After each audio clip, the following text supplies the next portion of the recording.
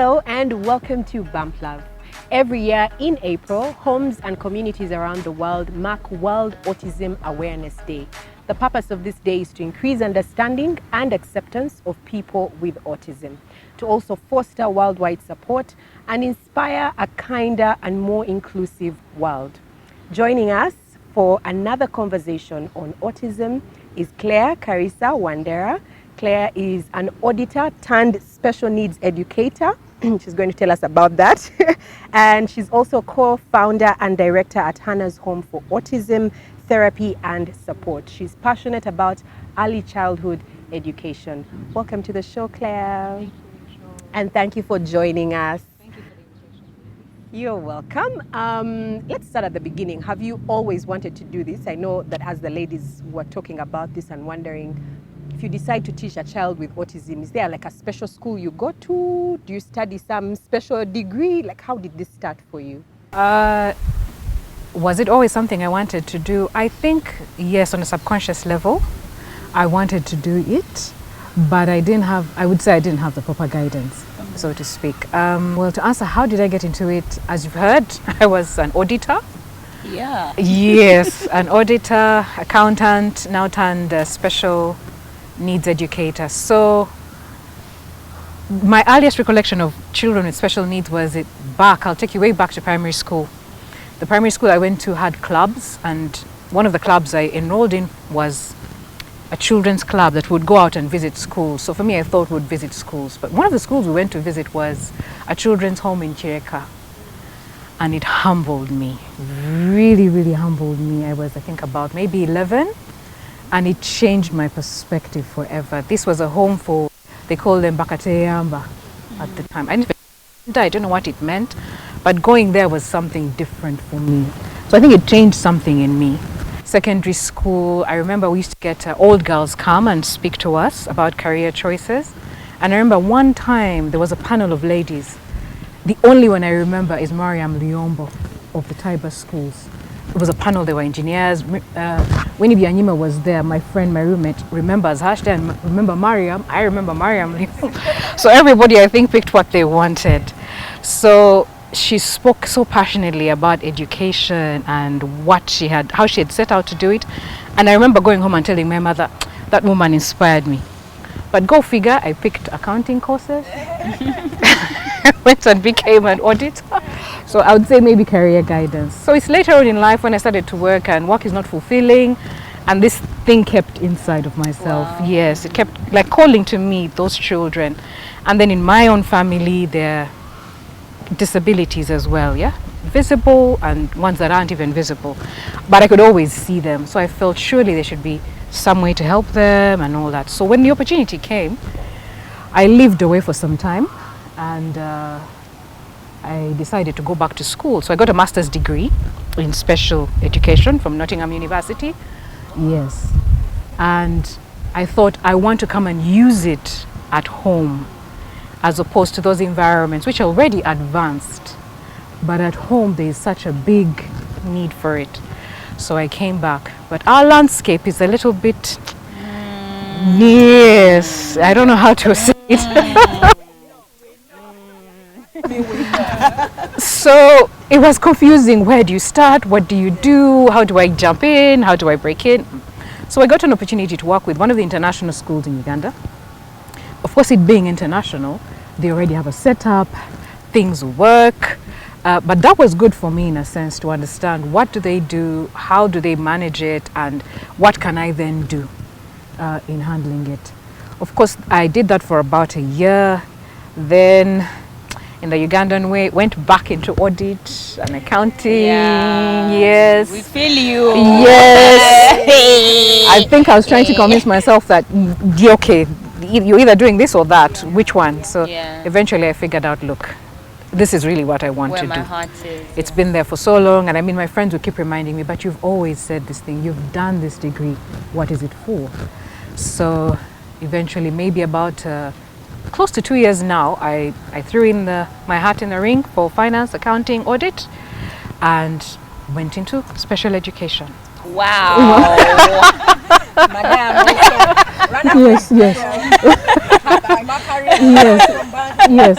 100%. Yeah. Yes. Yeah. It's a calling. I feel like there is a calling and not anybody can manage.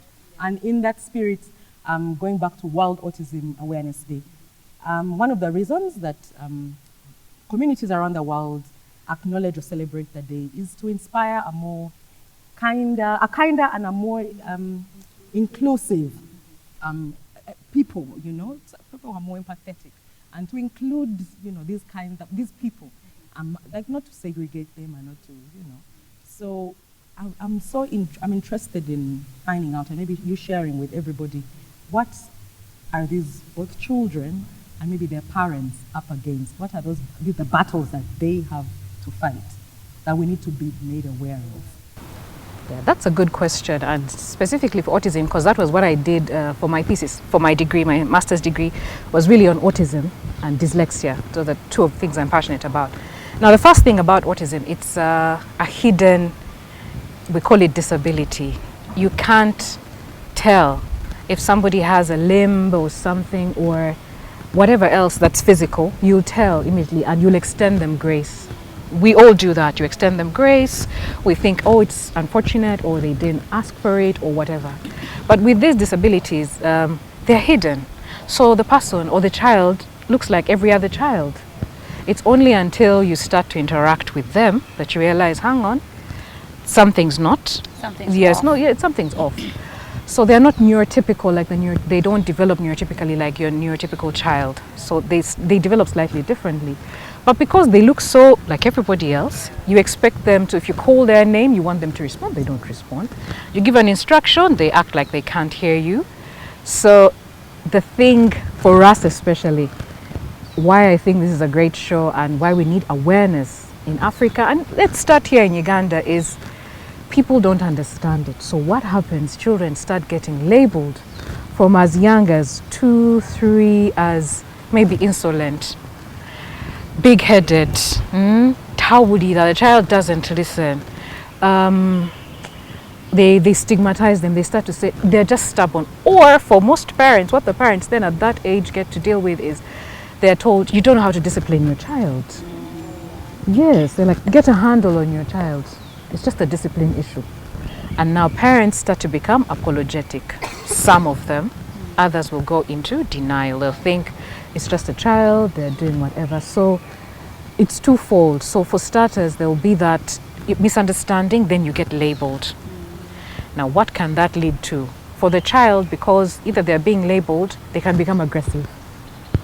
Now the aggressiveness is going to show up as more bad behavior. Yeah. So the labels keep piling. Or your man the child is whatever. Or for those who are non-verbal, kasiru. So you get those bad labels. Now parents, when they start to realize it, either they're punishing the child, some parents, the child, because they've been told it's discipline. Yeah. Or you have other children, punish more, so you put more punishment. So it's a battle back and forth. Then the school system also doesn't know what to do, unfortunately. They don't know what to do with their child. So either they'll keep them in the class and put them at the back, or they'll tell you we can't handle. Yeah. So what does the parent do? They take the child back home and seclude them. That's it. Yeah. So you're not taking your child anywhere. They can't go to school.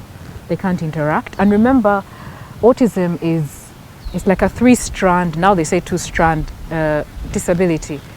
Social, on the social, they don't know how to socialize. They're not, yes. 2, on communication. Yeah. So communication for them is also a bit of a challenge. Yeah.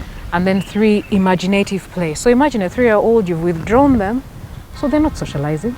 They're not learning to communicate. And yet they already have that. And they're already, yes. Already, yeah. So it just compounds itself. So parents isolate, families isolate, children are isolated. In some families, children are neglected. I'm sure you've seen news items, and these are things that break my heart, where a child is tied up in a cage or chained because they don't know what to do with the child. Mm-hmm. So it can be very severe or very.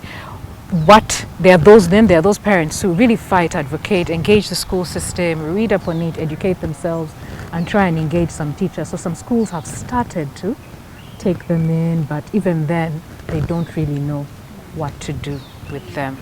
So what does educating an autistic child look like in Uganda? If you can take us through a typical day of just educating a child with autism. I spoke about their challenges on the social side of things, communication and imaginative play. So the age range that I've sort of worked with is say 3 to 7, maybe 8.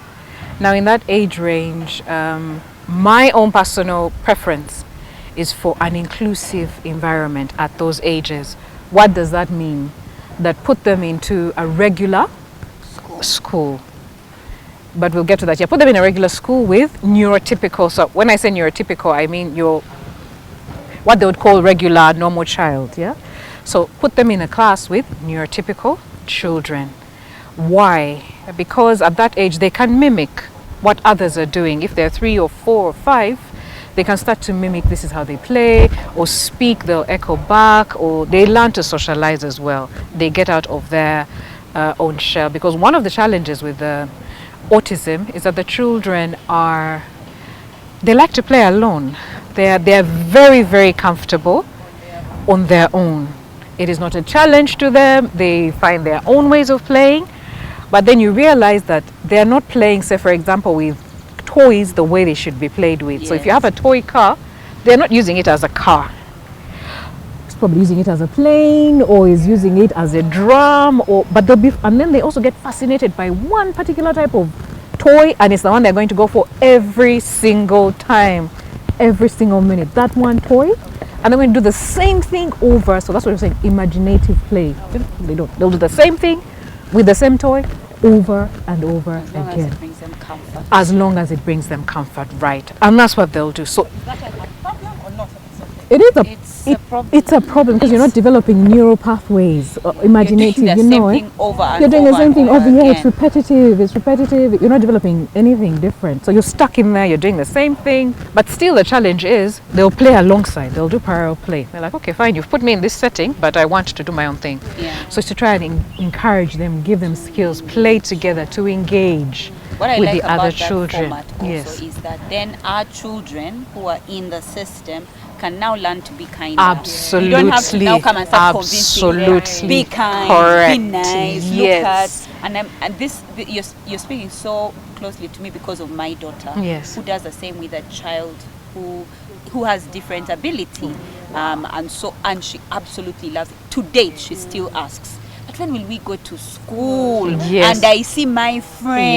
Yes. You understand? And he's made so much progress because Exactly. he is in a neurotypical school. Yeah. So she said it very well. They make progress because of that.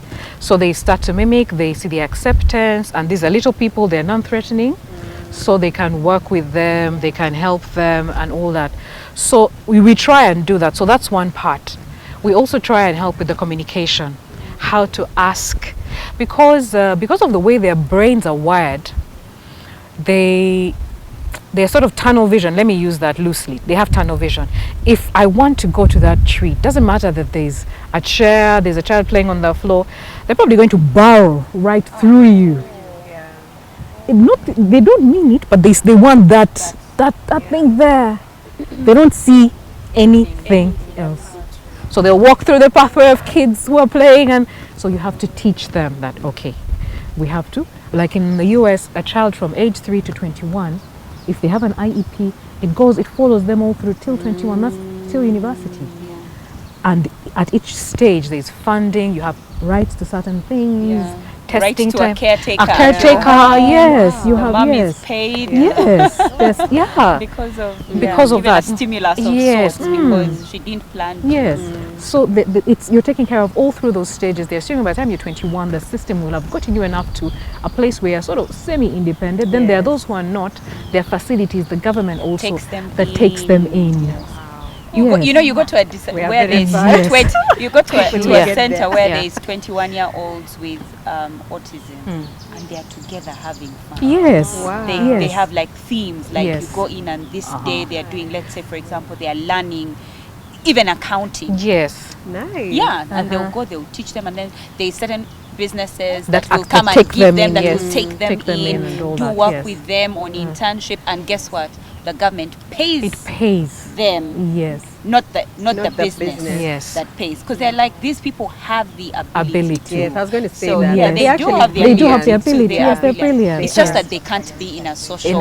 yes. Yeah. You know, they are not. Yeah. So I think that's still some of the challenges, and I think it's an area because it's not talked about so much. So I'm actually really glad you ladies are talking about it, and I wish you could have more talks about it. We will. People don't talk about it, so parents also don't talk about it. Yeah. People are struggling; they're not talking about it. Schools are not. Nobody. So it's not there. Yeah. We ignore it, we brush it, we put it aside, we hide it in our closets at the back. So now we can't help. Yeah. So those are some of the challenges I would say in as a teacher.